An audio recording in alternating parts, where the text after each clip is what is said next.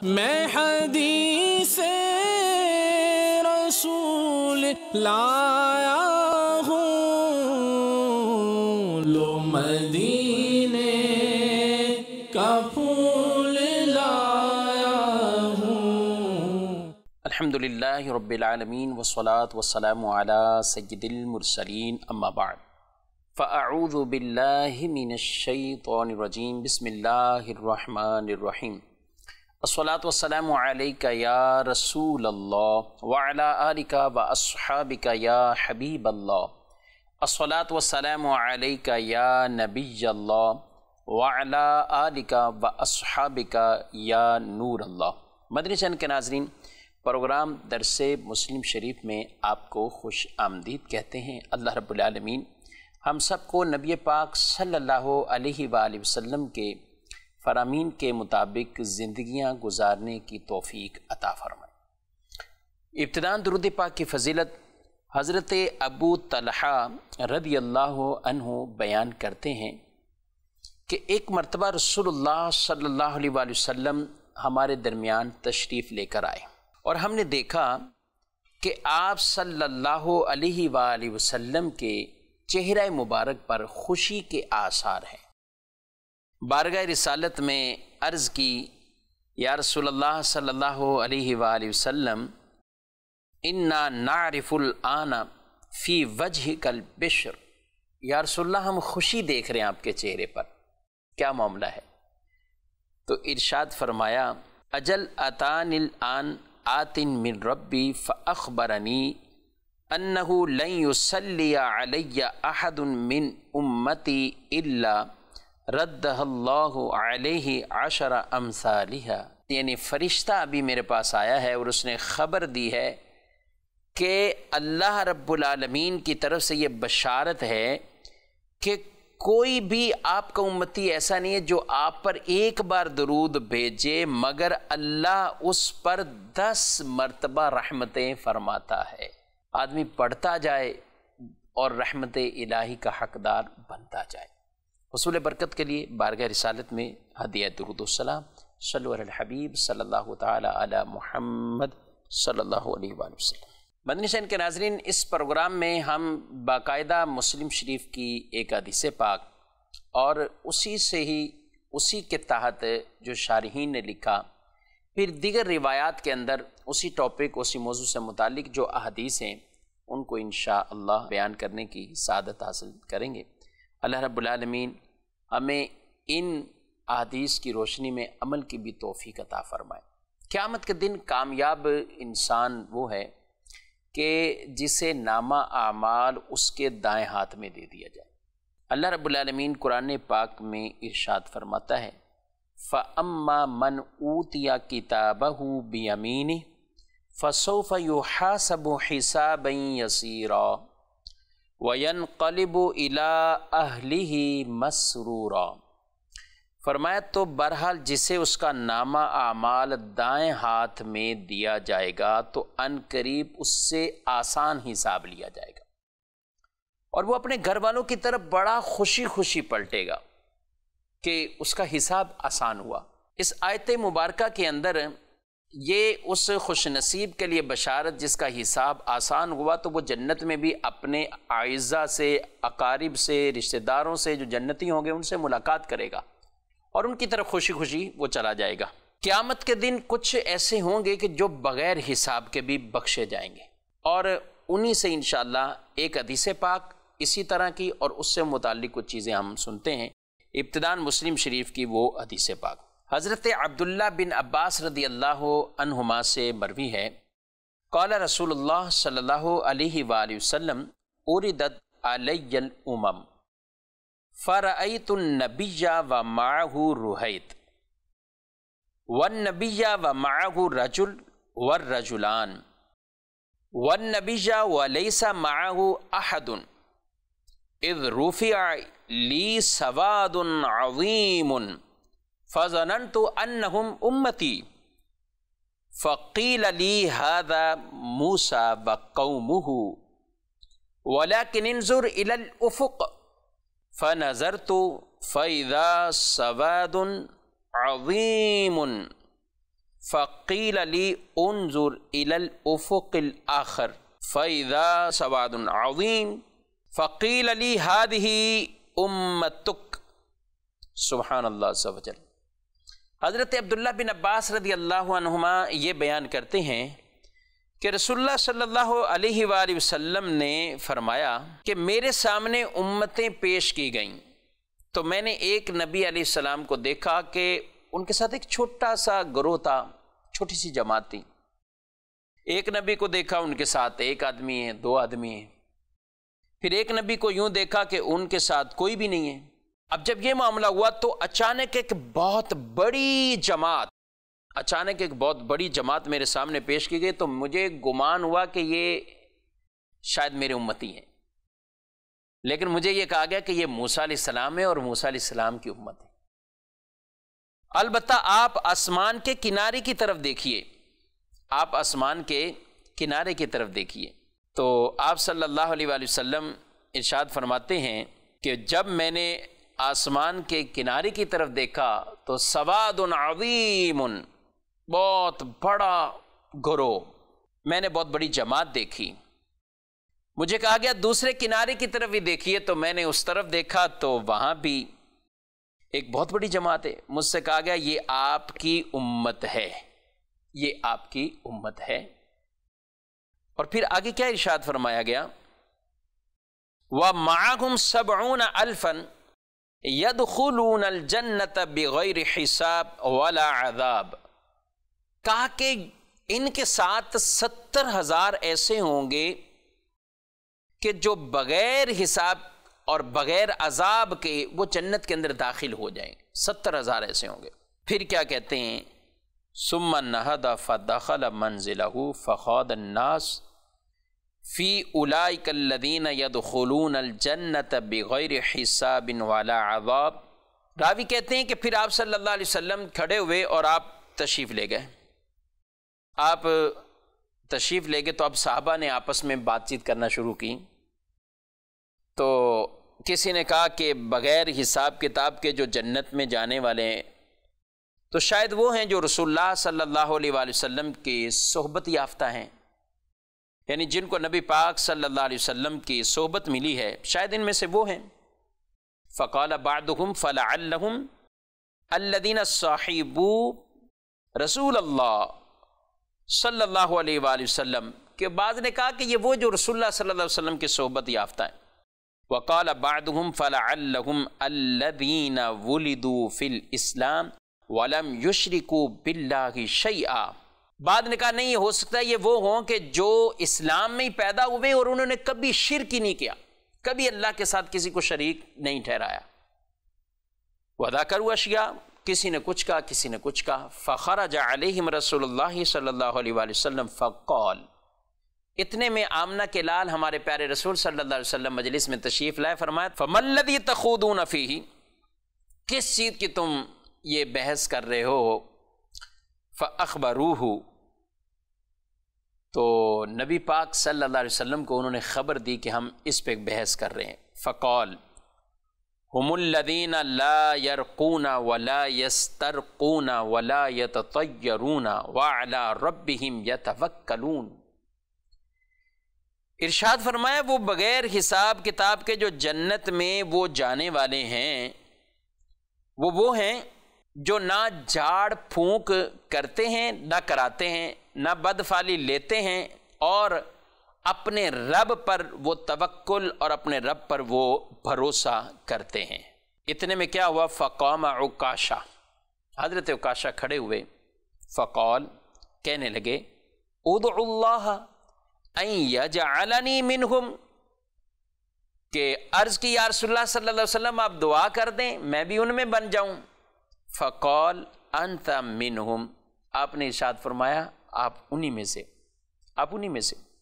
ثم قال رجل آخر، پھر ایک اور کھڑے ہوئے. فقال ادعو اللہ ان یجعلنی منہم فقال سبقک بہا عکاشہ.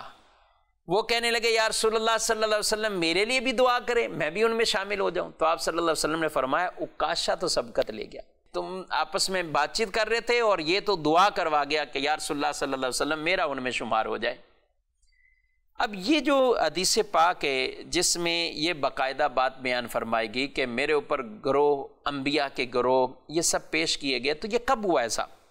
شارحین لکھتے ہیں کہ یہ جو پیش ہوئے ہیں یہ یا تو میثاق کے دن ہوئی، یعنی جب اللہ نے عہد لیا، میثاق انبیاء سے لیا، یہ اس وقت کا واقعہ ہے کہ سارے نبیوں کو پہلے سے اور ان کے گروہوں کو یہ دکھا دیا گیا ہو۔ پھر یہ ارشاد فرمایا کہ یا کسی خواب کی معراج میں، یاد رکھیں رسول اللہ صلی اللہ علیہ وآلہ وسلم کی ایک معراج تو جسمانی معراج ہے، اور کئی معراجیں ایسی ہیں کہ جو آپ کو خواب کے ذریعے بھی ہوئی، تو فرمایا یہ خواب والی معراج اس سے مراد ہے، یا یہ بیان کیا گیا کہ اس سے مراد ہی جسمانی معراج ہے جو آپ صلی اللہ علیہ وآلہ وسلم کو باقاعدہ معراج ہوئی، تو یہ اس معراج میں آپ صلی اللہ علیہ وسلم نے دیکھا۔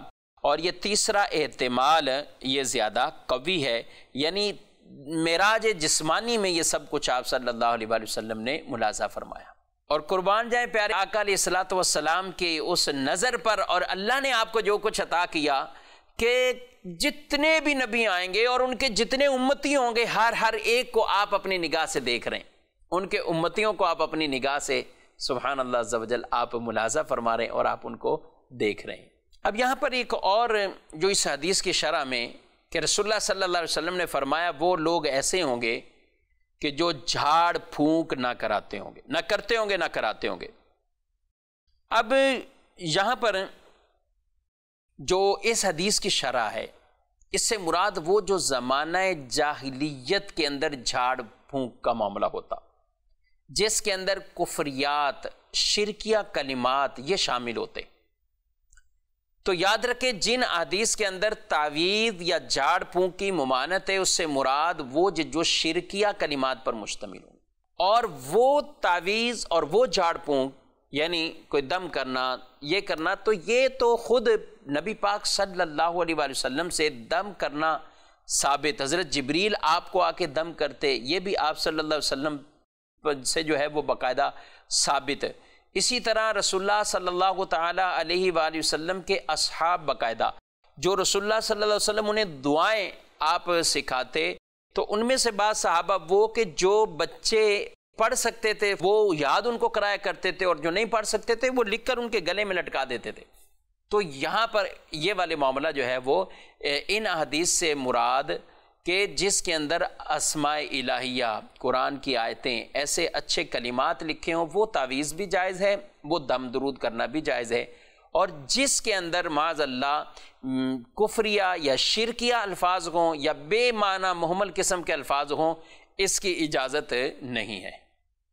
اور جو ممانعت والی حدیثیں اس سے مراد وہی ہیں کہ جس کے اندر کفریہ اور شرکیہ کلمات ہوتے ہیں۔ دوسری بات نبی پاک علیہ الصلوۃ والسلام نے ارشاد فرمائی کہ وہ بدفعلی نہیں لیتے، یہ نا فعل لینا، کسی بھی معاملے میں فعل جو لی جاتی ہے، ایک ہوتی اچھی فعل اور ایک ہوتی بری فعل۔ مثال کے طور پہ گھر سے نکلے تو کوئی آدمی نظر آ گیا، اس کے چہرے یا اس کی جسم کے اعتبار سے اس کو ایسے معاذ اللہ اس کو منحوس کہہ دینا، وہاں سے گزرنے سے گریز کرنا، جس کام کے لیے جا رہے تھے واپسی آ جانا، یہ جو ہے وہ بدفعلی لیے۔ اس طرح بلی راستہ کاٹ کے چلی جائے تو پھر بھی یہ لوگ بدفعلی والے معاملات لیتے ہیں، تو اس کی شریعت میں گنجائش نہیں ہے، اچھی فعل لے سکتے ہیں۔ اچھی فعل، آپ کسی کام جا رہے ہیں، آپ کو کوئی سامنے سے آپ کسی عالم صاحب کی زیارت کر لیتے ہیں، آپ اپنے والد صاحب، والدہ، بڑی خوشی راضی موڈ میں آپ ان سے ملاقات کر لیتے ہیں، تو ایک آپ کی اچھی فعل یہ لیں کہ میں جس کام جا رہا ہوں وہ کام بھی خیر ہوگی۔ نبی پاک صلی اللہ تعالیٰ علیہ وآلہ وسلم آپ نے ایک موقع پر جب کفار سے صلح کا معاملہ ہو رہا تھا تو آنے والے سے پوچھا کیا نام، تو کہا سہل، تو فرمایا پھر معاملہ جو ہے وہ سہل ہوگا، یعنی آسان ہوگا۔ یعنی یہاں پر بھی آپ نے ایک اچھی فعل لی تو یہ لینا بالکل ٹھیک ہے، لیکن جو بری فعل لیتے ہیں اس لینے کی اسلام میں اجازت نہیں ہے۔ آگے ارشاد فرمایا اپنے رب پر توکل کرتے ہیں۔ اللہ رب العالمین پر توکل کرنا یہی مومن کا شیوا ہونا چاہیے، اور توکل کا معنی یہ ہے کہ اگرچہ اسباب سب کچھ اپنے پاس جمع ہیں لیکن پھر بھی بھروسہ رب کی ذات پر، ان چیزوں سے بھی میں تبھی انتفاع فائدہ اٹھا پاؤں گا اگر اللہ کی مشیت شامل حال ہوئی، رب کی طرف سے اذن، اجازت، رب کی مشیت اس پہ شامل حال ہوئی تو ہی فائدہ اٹھاؤں گا، ورنہ نہیں فائدہ اٹھا سکتا۔ تو بظاہر چیزوں کو جمع کرنا، اپنے پاس رکھنا، یہ توکل کے خلاف نہیں ہے، جبکہ آدمی حرص کے اندر اور طمع اور لالچ کے اندر نہ پڑے۔ اور اپنی ضروریات کی چیزوں کو جمع کرنا، آگے کے لیے کچھ چیزوں کو جمع کرنا، یہ توکل کے خلاف نہیں ہے۔ اور توکل کی صحیح ڈیفینیشن یہی ہے کہ اگرچہ اسباب ظاہری موجود ہوں لیکن اللہ پر بھروسہ ہو کہ ان چیزوں کا استعمال تبھی ہوگا جب رب عز و جل کی طرف سے مجھے رب کی مشیت ملے، رب کی طرف سے اجازت اور اس کی جو ہے وہ پرمیشن ہوگی، اللہ نے چاہا تو ہی میں فائدہ اٹھا سکتا ہوں، ورنہ فائدہ نہیں اٹھا سکوں گا۔ یاد رکھیں مدنی چینل کے ناظرین، یہ وہ اوصاف ہیں جو بارگاہ رسالت سے براہ راست ان خوش نصیبوں کو کہ جن کو اللہ بلا حساب جنت میں داخل فرمائے گا۔ کچھ اور لوگ بھی ارشاد فرمایا کہ قیامت کے دن 70,000 جو میری امت سے بلا حساب بخشے جائیں گے، ایسی ایک اور روایت میں فرمایا ان ہر ایک کے ساتھ الگ الگ 70,000 افراد ہوں گے، ہر ایک کے ساتھ الگ الگ 70,000 افراد ہوں گے۔ یہ بھی قیامت کے دن ایسے ہیں جو بلا حساب جنت کے اندر داخل کر دیے جائیں گے۔ اور بھی کئی خوش نصیب ایسے ہیں کہ جو بلا حساب جن کو جنت کا داخلہ ملے گا۔ یاد رہے مدنی چینل کے ناظرین، کچھ لوگ ایسے ہوں گے قیامت کے دن، اہل ایمان مومن مسلمان ایسے ہوں گے کہ جنہیں اعمال نامہ دیا ہی نہیں جائے گا، بلکہ بغیر حساب کتاب کے وہ جنت کے اندر داخل ہو جائیں گے۔ اور کچھ ایسے ہوں گے کہ اللہ کی بارگاہ میں وہ حاضر ہوں گے اور ان سے جرا اور تحقیق والا حساب نہیں ہوگا، بلکہ صرف ان کے اعمال نامے ان کو پیش کیے جائیں گے، وہ اپنی نیکیوں اور گناہوں کو پہچانیں گے، پھر انہیں نیکیوں پر ثواب دیا جائے گا اور ان کے گناہوں کو درگزر کر دیا جائے گا۔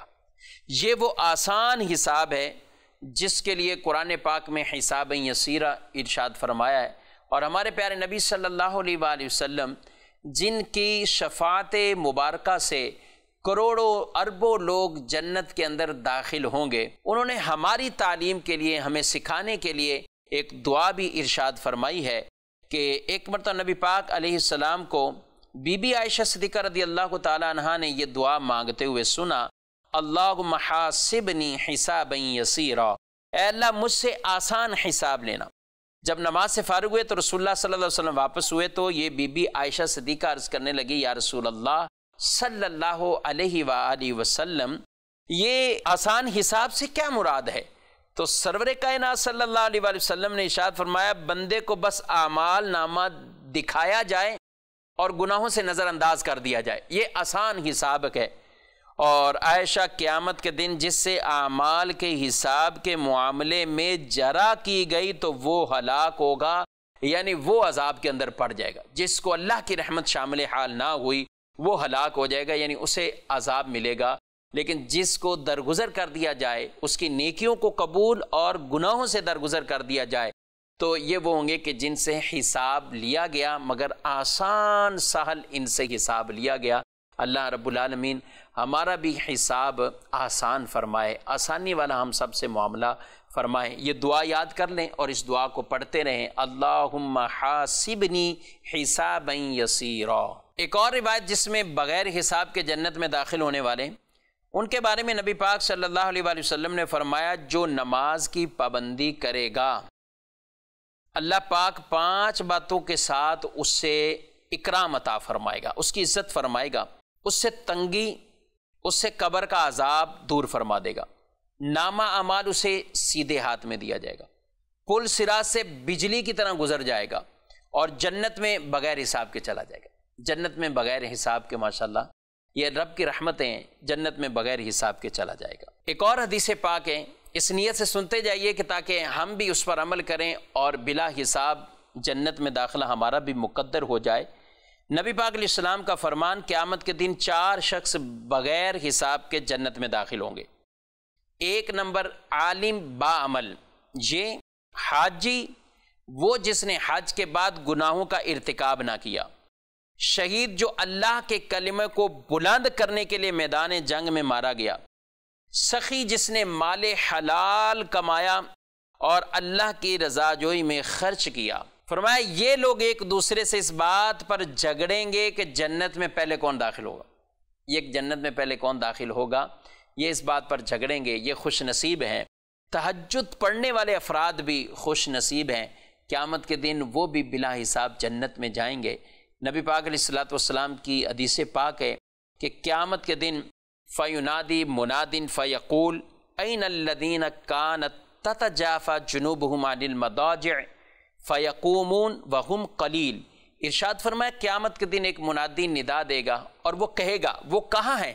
تَتَجَافَى جُنُوبُهُمْ عَنِ الْمَضَاجِعِ، جن کی کروٹیں ان کی بستروں سے جدا ہوتی تھیں، وہ کہاں ہیں؟ کہا کچھ کھڑے ہوں گے لیکن ہوں گے وہ تھوڑے افراد ہوں گے، اور کیا ہوگا؟ يَدْخُلُونَ الْجَنَّةَ بِغَيْرِ حِسَابٍ ثُمَّ يُؤْمَرُ بِسَائِرِ النَّاسِ إِلَى الْحِسَابِ، کہا کہ وہ بغیر حساب کے جنت میں جائیں گے اور پھر دوسرے تمام لوگوں کو حکم دیا جائے گا کہ وہ اپنے حساب کی طرف جائیں، یعنی ان کا حساب شروع ہوگا۔ اور یہ وہ خوش نصیب، تہجد پڑھنے والے خوش نصیب، دنیا کے اندر لوگوں کی غلطیوں کو معاف کرنے والے خوش نصیب ایسے ہیں جو بغیر حساب کے جنت میں داخل ہوں گے۔